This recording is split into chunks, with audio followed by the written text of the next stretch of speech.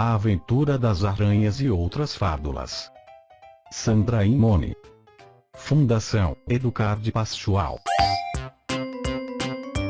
As Aventuras das Aranhas. No quintal de uma casa viviam duas aranhas que eram irmãs, Lina e Teca. Já estavam crescidas e chegava a hora de terem teia própria.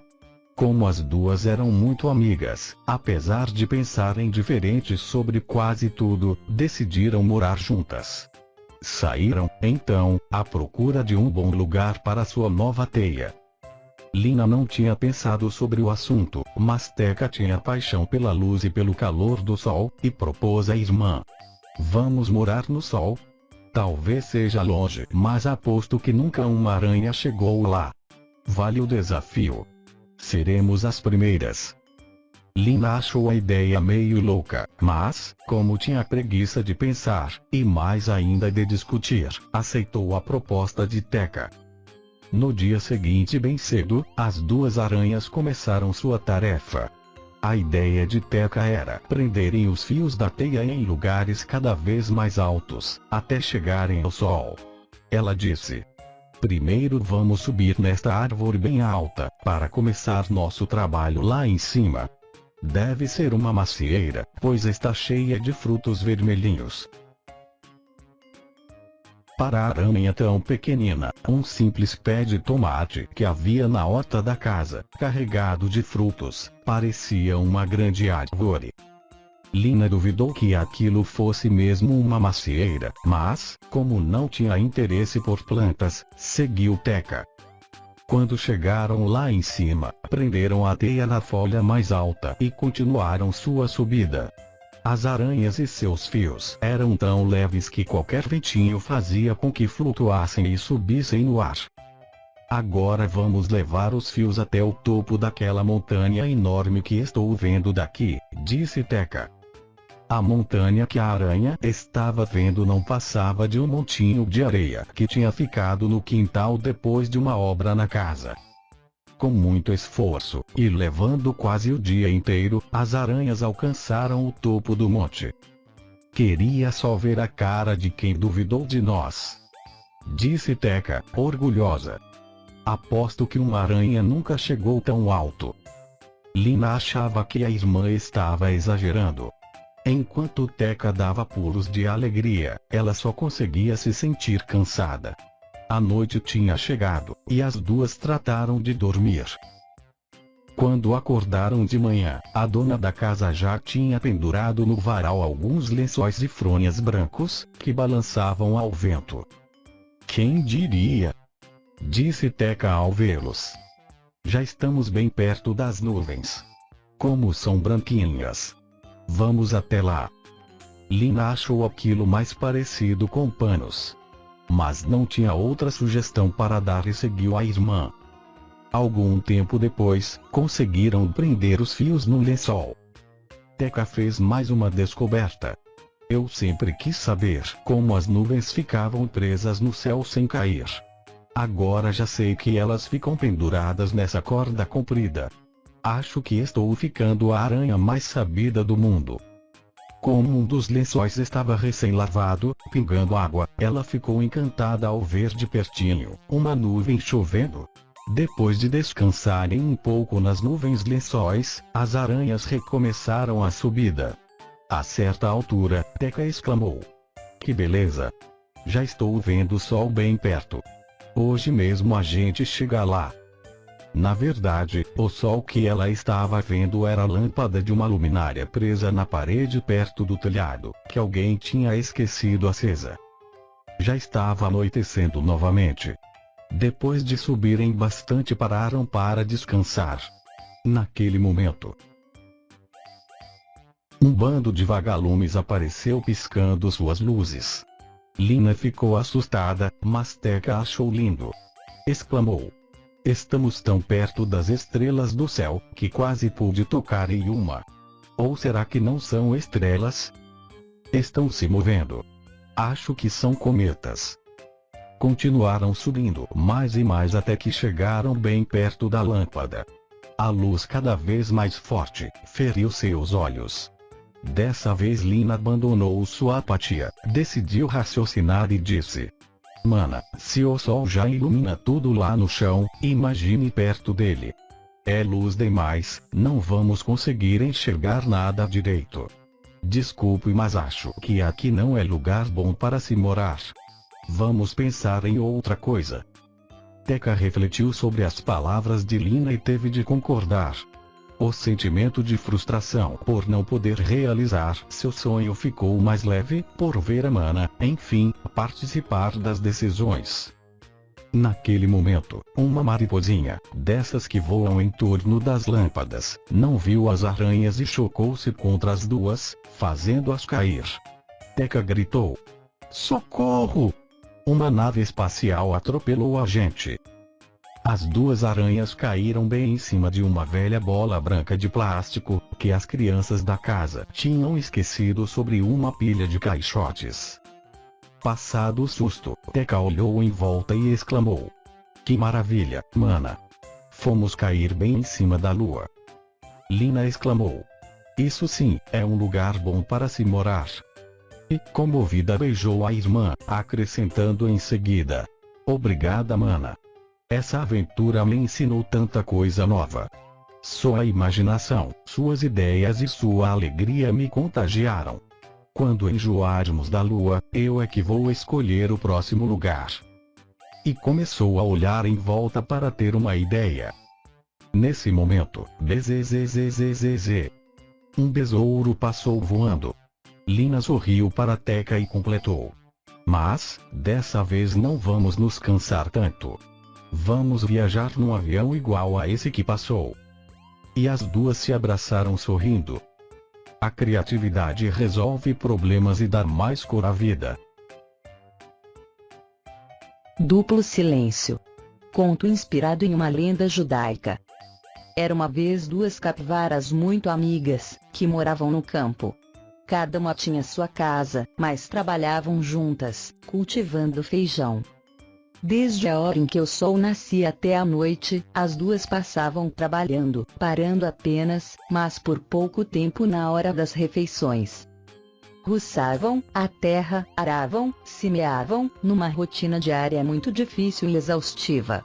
E sabiam que mesmo assim, tanto trabalho não era garantia de sucesso. Dependiam dos ventos, do sol e da chuva na medida certa para que as sementes germinassem, as plantas crescessem, e elas finalmente pudessem colher o resultado de tanto esforço. Nos anos anteriores, tinha chovido demais, ou tinha chovido de menos, ou o vento excessivo tinha ressecado a terra, de modo que a colheita sempre ficava muito abaixo do esperado. Mas as duas não desistiram. Uma apoiava a outra, e animavam-se mutuamente com frases otimistas. Este ano vai dar certo. Vai sim. Vamos trabalhar mais depressa para não perder a estação das chuvas. Até que, finalmente chegou a grande colheita. Tudo o que tinham plantado cresceu e brotou com força. As vagens de feijão se multiplicavam diante dos seus olhos. As amigas capivaras viram enfim seu esforço ser recompensado. Uma delas comentou, eufórica: Deu tudo certo. Desta vez vamos fazer ótimos negócios na cidade. Vamos poder trocar nosso feijão por todos os outros produtos de que precisamos. Completou a outra. Com paciência esperaram o momento certo da colheita, quando as vagens já estão secas, como palha. Depois de colher, outro trabalhão: bater com bambus nas vagens, para separar os grãos da palha. Em seguida, limpar tudo e colocar o feijão em sacas. Quando terminaram, dividiram por igual, e cada uma levou sua parte para casa. À noite, já na cama, com o corpo dolorido do trabalho cansativo, uma das capivaras começou a pensar: Eu tenho uma família grande. Meus pais me ajudam sempre que preciso. Tenho um marido que também trabalha duro, na construção de casas. Nossos filhos são saudáveis. Eles me darão segurança durante toda a minha vida. Já a minha amiga vive sozinha, não tem família nem ninguém para apoiá-la. Com certeza ela vai precisar muito mais dessa colheita do que eu, para construir um futuro seguro. Levantou-se em silêncio para não acordar ninguém, colocou na carroça metade de suas sacas de feijão, acendeu uma lanterna e saiu pela estrada. Ao mesmo tempo, em sua casa, a outra capivara não conseguia dormir. Pensava: para que preciso de tantas sacas de feijão, se não tenho ninguém para sustentar? Não tenho parentes, nem filhos, e não penso em me casar. As minhas necessidades são muito menores do que as da minha amiga, que ajuda seus pais e ainda tem filhos para criar. Feliz com a ideia que brotou desses pensamentos, e sem querer esperar nenhum minuto mais, pulou da cama. Encheu a sua carroça com a metade de sua parte do feijão e saiu na madrugada, dirigindo-se à casa da outra. Na estrada escura e deserta, viu ao longe uma luz. Outra carroça se aproximava. Quem seria aquela hora, tão tarde da noite? Cautelosa, a capivara parou e esperou para ver quem se aproximava. Pouco tempo depois, a surpresa. As duas amigas estavam frente a frente. Rapidamente o espanto deu lugar a um sorriso carinhoso. Nenhuma das duas disse nada, mas ambas compreenderam tudo. Desceram de suas carroças, aproximaram-se, e o luar iluminou o abraço da verdadeira amizade. Amigo fiel é proteção poderosa, e quem o encontrar terá encontrado um tesouro.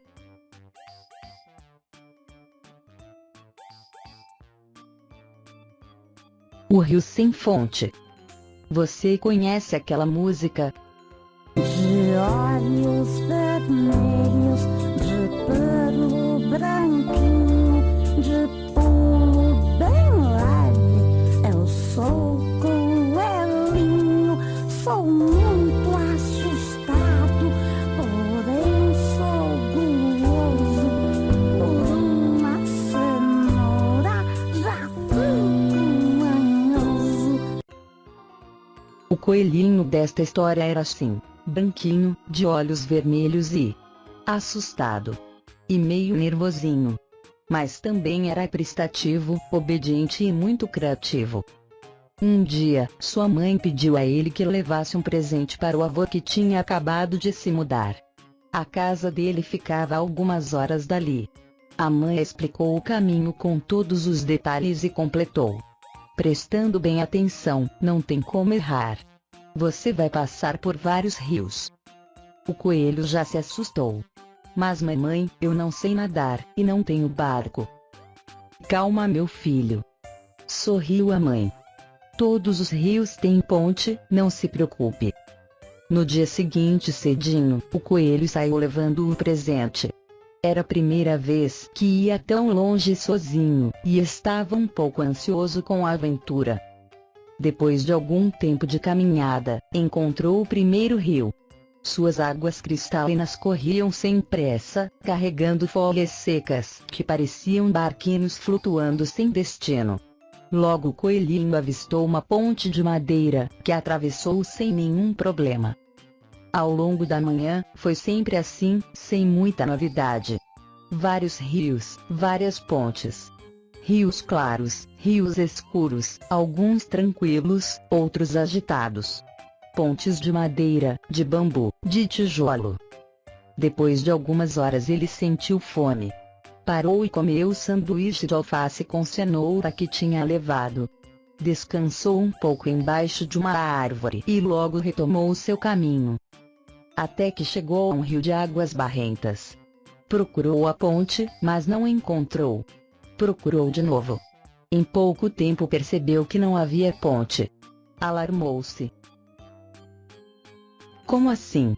Mamãe garantiu que todos os rios tinham ponte. Ela deve ter se quebrado e desaparecido na água. E agora?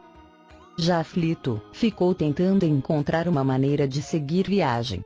Viu alguns sapos na beira do rio e teve uma ideia.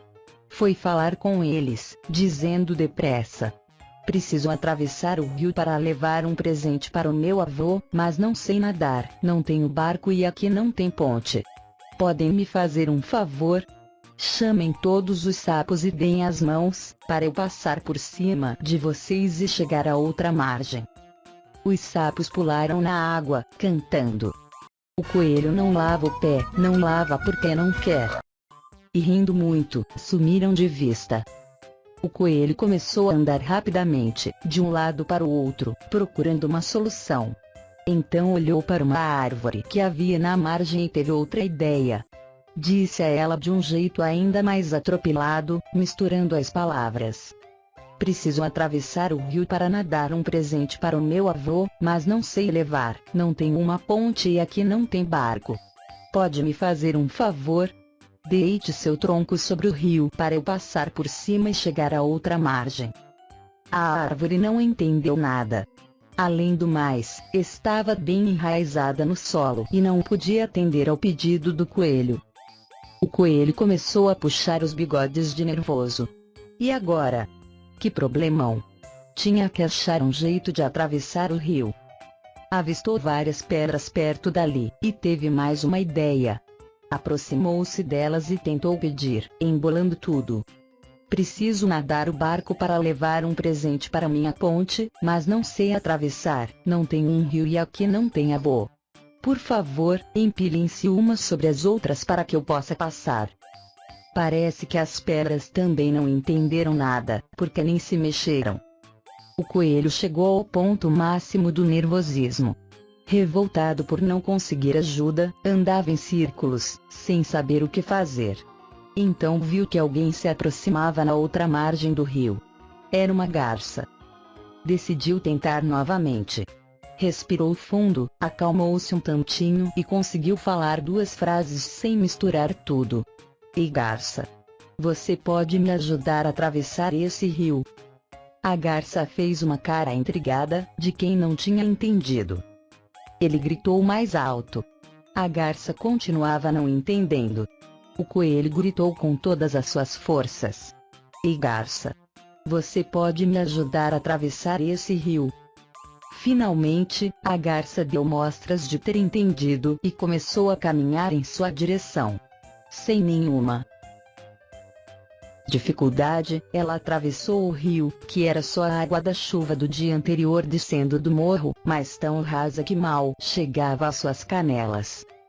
Ela pegou o coelho pela pata e voltou com ele para o outro lado, cruzando novamente a enxurrada. Ao chegarem lá, a garça disse: "Está bem assim?" De boca aberta, o coelho não conseguia acreditar que quase tinha surtado por nada. Não me conformo. Fiz tudo como minha mãe ensinou, tive iniciativa e criatividade para resolver um problema, só que o problema, no fim, nem existia.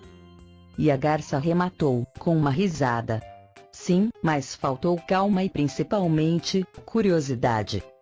Dizem que, depois dessa experiência, o coelhinho aprendeu a controlar melhor suas emoções. Ao tentar resolver um problema, primeiro tenha certeza de que ele existe. O velho, o menino e a molinha. Antiga fábula de La Fontaine, recontada em quadrinhas. Um senhor falou um dia a um menino seu amigo: "Vou vender minha molinha. Venha à cidade comigo." Em seguida, trouxe a mula, muito limpinha e tratada, e logo com ela, os dois caminhavam pela estrada. Disse o senhor ao menino: "Nenhum de nós vai montado. O caminho é um pouco longo, quero o bicho descansado." Depois de algum tempo andando, passaram por um sujeito que, olhando como os três iam, disse não estar direito. "Nunca vi tanta injustiça. Uma maldade é o que é. A mula andando vazia. E o pobre velho indo a pé." Não querendo contrariar o que um estranho dizia, o senhor montou na mula, fazendo o que não queria. Porém não demorou muito para o seu sossego acabar. Passando por lavadeiras, começaram a criticar. "Que velho mais desalmado! Vai montado e não se cansa. Não se lembra de levar junto dele esta criança." Mais uma vez dando ouvidos a qualquer disse-me-disse. O senhor fez ao menino um sinal para que subisse. O menino compreendeu e na molinha subiu. Ao ver os dois sobre ela, um viajante sorriu. Dois em cima de uma mula, tendo pés para andar. Porque o adulto não cuida de seu próprio caminhar. O senhor, mais uma vez entendeu estar errado, desceu da mula e deixou só o menino montado. Um lavrador que passava nos dois prestou atenção. Boa tarde, majestade, disse em tom de gozação. Seu cumprimento atrevido ele foi logo explicando. O príncipe vai montado, e o escravo vai puxando. Tentando encontrar um jeito de satisfazer o povo. O senhor disse ao menino. Desça da mula de novo. A mula levou um susto, pois do chão foi levantada. E os dois seguiram caminho, levando-a carregada. Mas nem assim conseguiram fazer o povo calar. Dois burros levando o outro, logo ouviram alguém gritar. Depois de tanto trabalho, sem ter nenhum resultado, o senhor disse ao menino. Estamos agindo errado. Percebi que é impossível contentar a toda a gente. Quem quer isso fica louco. Vou mudar daqui pra frente. Agora só presto contas à minha própria consciência. Quem não gostar, sinto muito, vai precisar ter paciência. Se cada um pensa de um jeito diferente, o melhor é refletir e agir com consciência. E não se abalar com as críticas. Os presentes da tartaruga. O aniversário de 100 anos da tartaruga estava se aproximando, e ela andava muito preocupada com os outros animais, seus vizinhos. O motivo era que todos tinham se tornado tão voltados para si mesmos que ninguém mais fazia nada em grupo, nem se ajudava, nem fazia amizade. Além disso, em geral, eram muito invejosos, sempre dando valor apenas ao que pertencia aos outros. Pareciam nunca estar contentes. Ela decidiu que precisava fazer alguma coisa e teve uma ideia. Anunciou a todos que daria uma festa. Mas avisou que ninguém deveria se preocupar em lhe trazer nada. Em vez de ganhar presentes, seria ela própria quem daria um presente a cada convidado. Além disso, cada um teria direito de realizar um desejo. Não deu outra. Os convidados da tartaruga compareceram em peso. Logo que todos haviam chegado, reuniram-se em torno da pilha de pacotes coloridos, enfeitados com grandes laços, que havia ao redor de uma árvore. Cada um pegou o pacote com seu nome e abriu. A cegonha ganhou 8 pulseiras, mas não tinha braços para colocar. Desejou ter braços como o polvo, e viu seu desejo se realizar. O polvo ganhou uma fita vermelha, mas não tinha cabelo para amarrar. Desejou ter crina como a zebra, e viu seu desejo se realizar. A zebra ganhou um paraquedas, mas não tinha asas para voar. Desejou ter asas como a arara, e viu seu desejo se realizar. A arara ganhou um par de brincos, mas, sem orelhas não podia usar. Desejou orelhas como as do coelho, e viu seu desejo se realizar. O coelho ganhou um par de óculos, mas em seu narizinho iam escorregar. Desejou ter tromba, como o elefante, e viu seu desejo se realizar. O elefante ganhou um belo anel, mas sem ter dedos como colocar. Desejou ter dedos iguais aos do macaco, e viu seu desejo se realizar. O macaco ganhou uma prancha de surf, mas não se sentia pronto para nadar. Desejou nadadeiras de tubarão, e viu seu desejo se realizar. O tubarão ganhou um par de tênis, mas sem ter pés, como iria calçar. Desejou 2 pés iguais aos do sapo, e viu seu desejo se realizar. O sapo ganhou uma linda gravata, mas sem pescoço não podia usar. Desejou um pescoço como o da cegonha, e viu seu desejo se realizar. Quando se acabaram todos os desejos, os bichos correram a se admirar. Mas o resultado não agradou ninguém, e a turma toda se pôs a chorar. Eles perceberam que gostavam do jeito que eram antes, e cada um muito frustrado, acabou desistindo do que tinha desejado. A cegonha se lamentava. Como sou infeliz! Nasci com asas, não sei voar com braços, mas não vou poder usar meu presente. Pra mim é pior. Debulhava-se o coelho em lágrimas. Aquela tromba era maior do que eu. Mas agora, nunca vou conseguir usar os óculos que ganhei. E eu quase deixei de ser um peixe com aqueles pés de sapo. Fungava o tubarão. A verdade é que não sirvo para o meu presente. Nesse ponto a sábia tartaruga pediu a palavra. Se dei os presentes, tive uma intenção. Foi uma maneira de fazer pensar. Pois em vez de só olharem para si, será bom se, em volta, puderem olhar. O presente certo, logo encontrarão, se souberem em seu amigo reparar. Se fizerem isso, darão seu presente para quem melhor puder aproveitar. A princípio ninguém compreendeu a intenção da tartaruga. A cegonha foi a primeira a entender a mensagem. Olhou para todos os convidados, arregalou os olhos, como se tivesse feito uma grande descoberta, e falou: "É isso." E, aproximando-se do povo, perguntou se ele aceitaria as pulseiras de presente. Muito contente, ele aceitou. Em seguida, foi a vez dele de olhar em volta. O povo deu a fita zebra, que deu paraquedas à arara, que deu os brincos ao coelho, que deu os óculos ao elefante, que deu o anel ao macaco, que deu a prancha ao tubarão, que deu os tênis ao sapo, que ofereceu a gravata à cegonha. Todos se olharam com admiração. Finalmente, não havia mais ninguém triste ou insatisfeito. Além do mais, descobriram a alegria de fazer amigos, porque finalmente prestaram atenção no outro. A festa ficou muito mais animada e prosseguiu por horas, até que o elefante ficou sério e quis falar. Amigos! Em nosso egoísmo, acabamos deixando de presentear nossa querida amiga tartaruga, que tanto nos ensinou, justamente no dia em que completa um século de vida. A tartaruga sorriu e respondeu: "Ao contrário, hoje recebi o maior presente de todos. Ver vocês nessa confraternização tão feliz é muito mais do que eu poderia desejar. Espero que essa grande amizade continue amanhã e para todo sempre." Quem tinha patas bateu palmas. Quem não tinha fez o ulu. Quem só olha para o próprio umbigo nunca vai ser um bom amigo. A onça que queria comer abóbora. A cutia e a anta estavam conversando. As duas trocavam ideias de forma tão animada que a rainha onça pintada, passando perto dali, acabou ouvindo tudo. O assunto era a abóbora e as delícias culinárias que podemos preparar com ela. Apesar de ser um animal carnívoro, a rainha onça tinha curiosidade sobre outros paladares.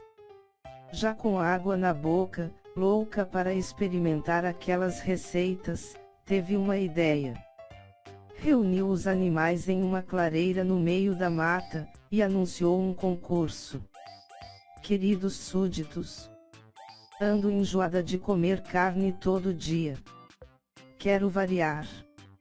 Convido todos os talentos culinários do reino para concorrer a um prêmio. Esse prêmio será uma linda casa na árvore. Os animais ficaram animadíssimos, já se achando os melhores cozinheiros da floresta e de olho na casa nova que poderiam ganhar. A rainha onça continuou: "Darei uma abóbora moranga a cada um dos concorrentes. Em 3 dias, a contar de hoje, voltarei aqui para escolher o vencedor. Prestem atenção no desafio, quem usar a abóbora da forma mais criativa será o ganhador." Não havia tempo a perder. Vários animais correram para se inscrever. A anta e a cutia foram as primeiras. O coati, o lobo-guará, a siriema, o tatu, o tamanduá e a lontra também compareceram. Por último, inscreveu-se a preguiça. Todos receberam sua abóbora e seguiram depressa para suas casas, dispostos a criar uma receita mais incrível que a outra. De todos, a preguiça era quem morava mais longe. E como se sabe, ela é um bicho muito lento em tudo que faz, de modo que quando chegou à sua casa, já estava praticamente na hora de começar a retornar para a final do concurso. E o grande dia chegou. Uma mesa comprida tinha sido montada na clareira, onde a rainha onça aguardava junto de sua conselheira, a doutora Coruja, para julgar as delícias preparadas para a ocasião. Na hora combinada, todos os concorrentes se apresentaram, trazendo suas criações em todo tipo de recipiente, vasilha, travessa, caçarola, cumbuca. Todos não. Faltava a preguiça, que apesar de lenta, era muito querida. Já prevendo seu atraso, todos concordaram em esperar mais um pouco. Quando a onça já começava a dar sinais de impaciência, a preguiça chegou toda esbaforida, como se tivesse corrido o máximo que podia, levando-se em conta que corrida de preguiça não passa muito de meio quilômetro por hora. Ela trazia na mão a abóbora, que tinha uma alça de cipó, e a parte de cima cortada como se tivesse tirado dela uma tampa. Começou a apresentação dos pratos. Tinha de tudo: prato salgado, prato doce, entradas, petiscos, sobremesas.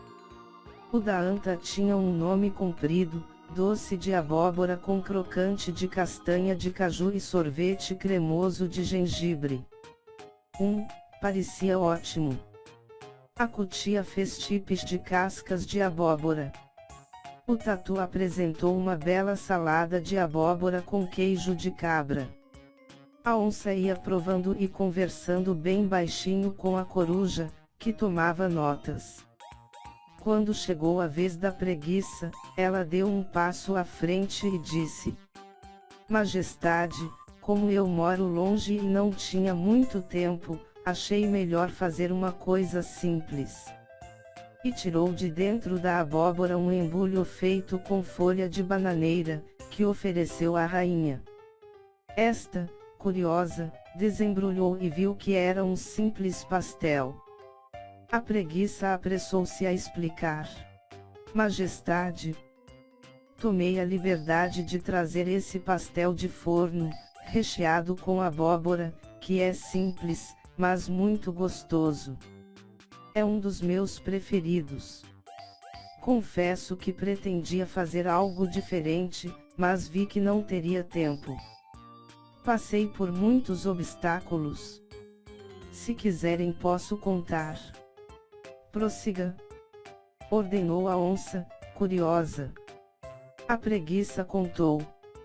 Bem, logo que entrei na cozinha, sem querer, derrubei da prateleira a forma de barro que eu tinha para usar no forno. Ela se quebrou em 1000 pedaços. Que fazer? Eu precisava ter uma ideia. E tive. Cortei uma tampa da abóbora, tirei tudo o que tinha de dentro dela, e ela virou uma forma para assar o pastel. Depois que o pastel ficou pronto, embrulhei-o em uma folha de bananeira, e já ia saindo, quando percebi que uma tempestade muito forte tinha começado. Que fazer? Eu precisava ter uma ideia. E tive. Virei a abóbora ao contrário, espetei nela uma bengala, e ela se transformou num guarda-chuva. Caminhei com dificuldade debaixo da chuva, mas pelo menos o pastel estava protegido e ia chegar bem sequinho. Até que a chuva parou, mas o caminho à minha frente tinha virado uma enxurrada impossível de atravessar a pé. Que fazer? Eu precisava ter uma ideia. E tive. Virei de novo a abóbora com a parte oca para cima e usei-a como barco. Com a ajuda da bengala afastei os obstáculos do caminho e consegui vencer mais esse desafio. Só então percebi que com tudo o que tinha acontecido, a folha de bananeira que embrulhava o pastel estava ficando toda amassada. Eu precisava de um recipiente para colocar minha obra, de modo que ela chegasse arrumadinha e apresentável ao concurso. Que fazer? Eu precisava ter uma ideia. E tive. Amarrei uma alça de cipó na abóbora e ela virou uma bolsa. Alisei bem meu embrulho e coloquei-o dentro dela. E finalmente cheguei aqui. Apesar de um pouco atrasada, acho que cumpri meu compromisso. Depois que todos os concorrentes tinham apresentado seus pratos, a Rainha Onça e a Doutora Coruja foram para um canto conversar. A decisão parecia não estar muito fácil, porque elas falavam e não chegavam a uma conclusão. Até que por fim, retornaram a seus lugares. A Rainha Onça tomou a palavra. Queridos súditos, minha preocupação é acima de tudo, ser justa. E como muito bem me lembrou a Doutora Coruja, quando apresentei o concurso, a frase que eu gostaria de ter dito era: quem usar a abóbora para fazer o prato mais saboroso e criativo será o ganhador. Mas não foi isso que eu disse. Na realidade, eu disse: quem usar a abóbora da forma mais criativa será o ganhador. De modo que o vencedor, para minha surpresa, só pode ser o animal que teve criatividade para ver na abóbora muito mais do que uma comida. Todos os presentes disseram juntos: é a preguiça. Tanto os concorrentes como todos que assistiam concordaram que podia não ser o resultado esperado, mas era o mais justo. E foi assim que a preguiça ganhou uma linda casa na árvore. Em seguida, a onça convidou todos os animais presentes para saborear um banquete, composto por todos os pratos que haviam concorrido. Nenhum concorrente saiu de mãos abanando, todos receberam prêmios valiosos por seu talento. Dizem que depois desse dia, a Rainha Onça virou fã de abóbora, e já está falando em um novo concurso. Desta vez, o tema será berinjela. Será que a preguiça vai ter outra ideia? Criatividade é ver o que os outros não veem. A cigarra e as formigas. Toque, toque, toque. A formiga ouviu o som de batidas na porta do formigueiro. Com o coração aos pulos, aproximou-se sem fazer qualquer barulho e encostou o ouvido na porta. O inverno havia chegado e com ele, um vento gelado que assoviava lá fora. Na época do frio, todas as formigas se encorujavam dentro de casa bem aquecidas. Já tinham trabalhado bastante durante o verão e enchido a despensa, para que a comida não faltasse nesse período difícil. O som se repetiu com mais insistência. Toque, toque, toque. A formiga 2, também se aproximou na pontinha dos pés e cochichou para a formiga 1. Será que é ela? Ela quem? Cochichou a formiga 3, sem entender porque todas estavam falando baixinho. Ela, a cigarra, disseram quase ao mesmo tempo as duas primeiras, com voz tremida como se estivessem falando de um fantasma. Cigarra, repetiu a formiga 3, aquela que cantava todo dia no abacateiro aqui ao lado. Sim, responderam as duas. A formiga 1, explicou. O problema é que esta é uma tradição na nossa história e agora chegou a nossa vez. Não queremos ter de fazer isso, choramingou a formiga 2. Que tradição é essa? Quis saber a formiga 3. Vendo que ela não sabia de nada, as duas resolveram contar. Tudo começou com uma fábula chamada A Cigarra e a Formiga. Depois do que aconteceu nela, todos os anos quando chega o inverno, uma cigarra bate na porta de um formigueiro. Isso se repete há muitas gerações. A cigarra sempre chega com frio e com fome. Pede abrigo e um pouco de comida. As formigas 1 e 2 iam contando a fábula para 3, um pouco cada uma. A formiga que abre a porta era como nós, tinha passado o verão inteiro trabalhando e armazenando comida para o inverno. Por isso, ela e todas no seu formigueiro estavam bem alimentadas e não passavam nenhum aperto durante a estação fria. Pois é, nós formigas, somos previdentes. Não pensamos só no presente, poupamos para o futuro. Pensando nisso, a formiga perguntou à cigarra, e você? O que fazia durante o tempo bom, que não construiu sua casa nem fez um estoque de comida? A cigarra, tremendo e tossindo muito, respondeu, eu cantava.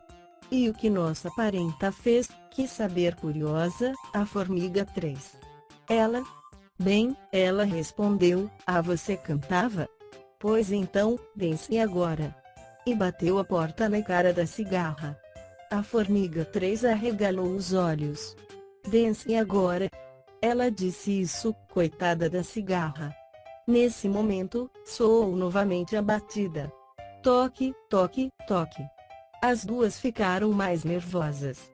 A formiga 1 continuou.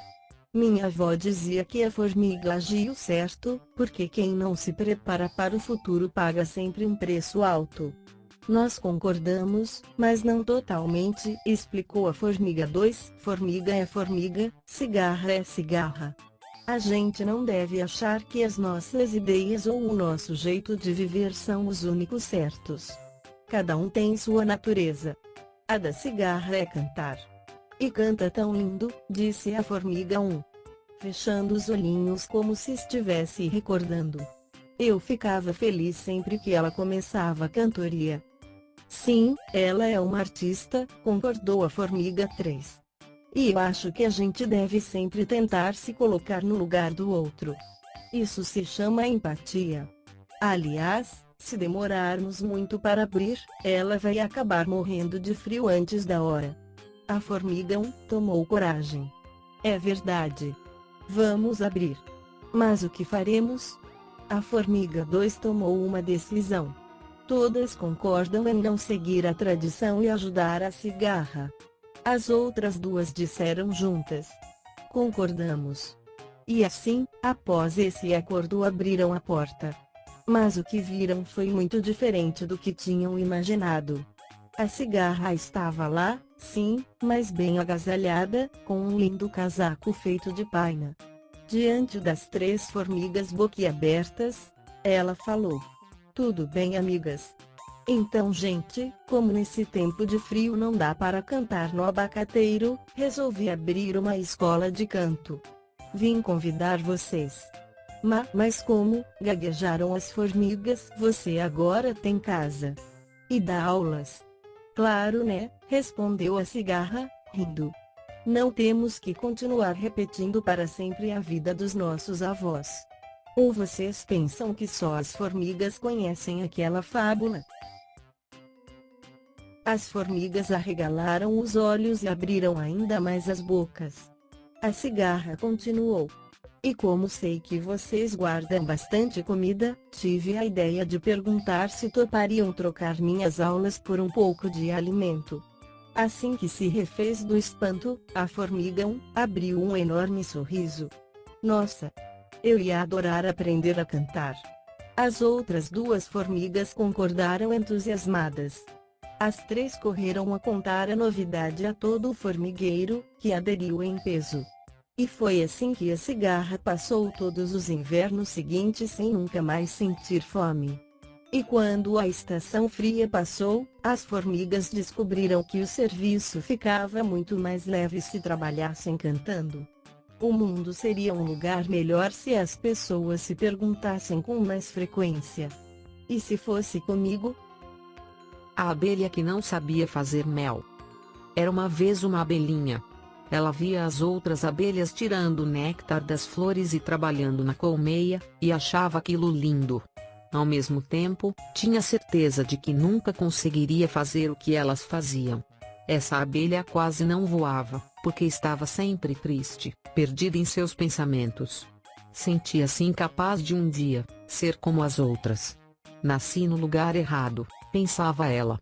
Todas as outras abelhas parecem achar tão fácil essa arte de descobrir o néctar nas flores, e depois, como se fosse mágica, transformar o néctar em mel, um alimento perfeito e delicioso. Só para mim parece ser tão difícil. Tanto ela insistiu nisso que um dia sua mãe lhe disse: já que você acha que não tem talento para fazer mel, vou ajudar você a descobrir outros talentos. E mostrando à filha uma sacolinha amarrada com um fio dourado, mamãe abelha explicou: aqui dentro tem um pólen mágico. Ele funciona assim: você escolhe um bichinho que possua um talento que você admira. Em seguida, conta a sua admiração a ele, com um verso bem bonito. Depois, joga o pólen no bicho e em você mesma. E a mágica acontece, o talento irá surgir em você também. A mãe ainda completou: só tem um detalhe, esse pólen é muito antigo, então o efeito ficou um pouco lento. Você precisa passar uns dias treinando com o outro bicho até a mágica fazer efeito. Ao ouvir aquilo, a abelha abandonou sua expressão triste e finalmente se animou. No dia seguinte, a abelha estava pousada na grama, quando passou um gafanhoto pulando. Uau! Que pulos incríveis ele dava! Ela quis fazer igual e improvisou uma rima. Gafanhoto querido, que salta lindo assim, vou jogar esse pólen em você e em mim. Posso? Pode sim, respondeu o gafanhoto, que era muito simpático e gostou de ter seu pulo elogiado. Os dois logo fizeram amizade. No começo, a abelhinha não pulou muito bem, mas se lembrou do que a mãe tinha dito: pólen velho, mágica demorada. Continuou insistindo. Em poucos dias, estava saltando quase tão bem como o gafanhoto. Caramba, essa mágica funciona mesmo, pensava ela enquanto se divertia, pulando para lá e para cá com um novo amigo. Algum tempo depois, a abelha reparou em um caracol que ia passando. Conforme avançava, naquela lentidão costumeira dos caracóis, deixava atrás de si uma trilha desenhada no chão. A abelha perguntou a ele por que aquilo acontecia, e o caracol respondeu: é para eu não me perder, na hora de voltar para casa. Ela achou a ideia maravilhosa e, sem perder tempo, inventou uns versinhos. Meu caracol querido, que traça seu caminho, vou jogar esse pólen para fazer igualzinho. Posso? Pode, sim, respondeu o caracol, que adorou ter seu dom valorizado. Depois de jogar o pólen, a abelha ficou muito atenta à técnica usada pelo molusco. Em poucos dias, já estava rabiscando o chão e brincando de desenhar trilhas com seu novo amigo. Dias depois, passou por ela muito apressada, uma formiga, carregando uma folha de árvore 10 vezes mais pesada que ela. A abelhinha se encantou com toda aquela força. Pegou a sacolinha de pólen e criou uma rima bem depressa, antes que a formiga desaparecesse na curva adiante: formiguinha querida, com força sem igual, vou jogar esse pólen pra ficar tal e qual. Posso? Pode sim, respondeu a formiga, que tinha prazer em usar seus músculos. A abelha, então, jogou o pólen e aceitou o convite da formiga para conhecer o treinamento que ela fazia. Passado algum tempo, finalmente parecia que mais essa mágica tinha funcionado. A abelhinha ficou tão forte que conseguia voar carregando a formiga nas costas. Quanta risada deram! Feliz com tudo o que tinha conseguido, a abelha foi contar à sua mãe todas as mágicas que tinha feito com o pólen. E comentou: agora, graças ao pólen mágico, sou uma abelha com vários talentos. Posso ser útil à colmeia com tudo o que aprendi, levando outra abelha nas costas. Posso pular de flor em flor e ajudá-la a trabalhar sem se cansar e muito mais depressa. E nunca perco o caminho de casa. Sua mãe sorriu: graças ao pólen mágico não. Graças a você, que se esforçou e ganhou autoconfiança para ser tudo o que quiser ser. E até mesmo ir além do que possa imaginar. E agora? Será que a colmeia vai me aceitar, mesmo que eu não saiba fazer mel? Deixe de ser boba, riu a mãe. Você sabe sim. Toda abelha já nasce sabendo. E dando-lhe um empurrãozinho carinhoso, completou: ande. Corre, porque as flores não têm o dia todo para esperar. Ela foi. Quando chegou ao jardim, quem estava lá para aplaudi-la? Seus amigos, claro. O gafanhoto, o caracol e a formiga. E mais a colmeia inteira. A mágica da vida é a gente que faz.